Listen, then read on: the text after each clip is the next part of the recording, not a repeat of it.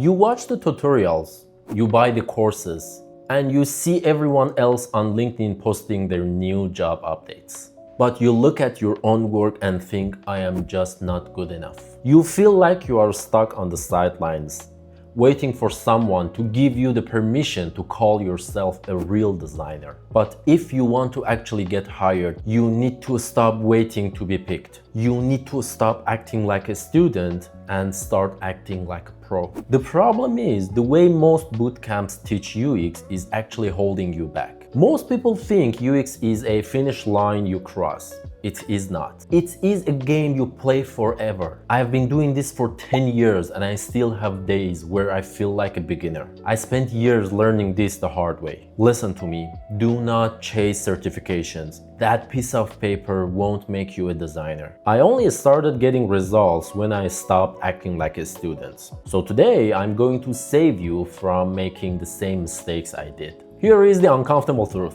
You never finish becoming a UX designer. While beginners are trying to reach a finish line, the professionals are focused on growth. I have simplified this mindset into 5 steps that will help you land a job. So let's get into it. Step 1, the craft. Stop watching and start doing.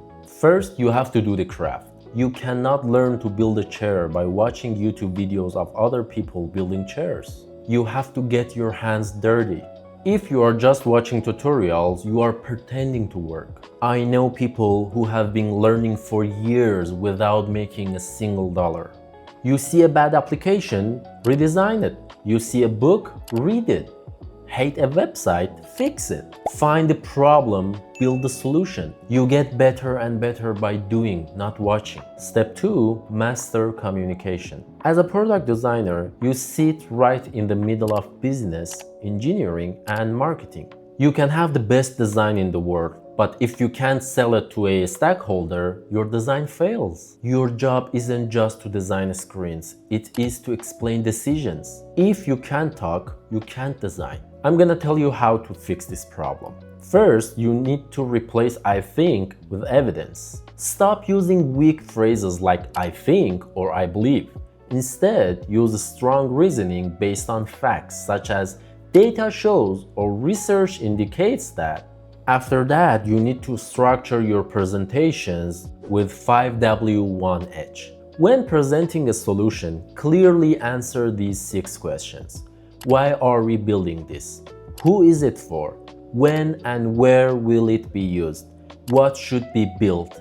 And how will we measure success? And at the end, you need to record yourself to improve faster. Record your presentations and review them to check your tone, confidence, pacing, and body language. Step 3, stop looking for easy answers. Most beginners want easy problems with a checklist. Move this button, change this color. But senior designers want the hardest problems they can find. They chase complex issues with no easy answers, so don't panic when things get messy. If the answer was easy, they wouldn't need to hire you. Step 4, flexible thinking. You need to change your perspective. Sometimes you need engineering glasses. How does this build? Sometimes science glasses. How do we measure this? Sometimes art glasses, sometimes business glasses. If you only have one pair of glasses, you are going to miss half the picture. Step 5 is the most important step. Learn how to learn. Technology changes fast. If you design an application in 90s, you worried about slow internet. Today, you worry about AI. The job title is the same. The work is totally different. If you stop learning, you become irrelevant. And in this market, irrelevant means unemployed. I'm gonna give you 2 rules to help you learn faster. Number 1, read selectively.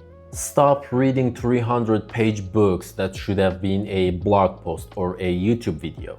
You don't get a medal for reading every page. Take the insights you need, skip the rest and move on. Number 2, pay for speed. Your career is a business. Stop trying to figure everything out for free. Paying for a tool, a mentor, or a course is an investment, not a cost. Those can save you years of trial and error. So to recap, practice the craft. communicate clearly, embrace the mess, swap your glasses, and never stop learning. Now you have the roadmap and you have the 5 steps. But remember, watching this video won't get you hired, only doing the work will. If you want to build your product design career, make sure you subscribe and stick around because we have got a lot of work to do. See you in the next one. Bye.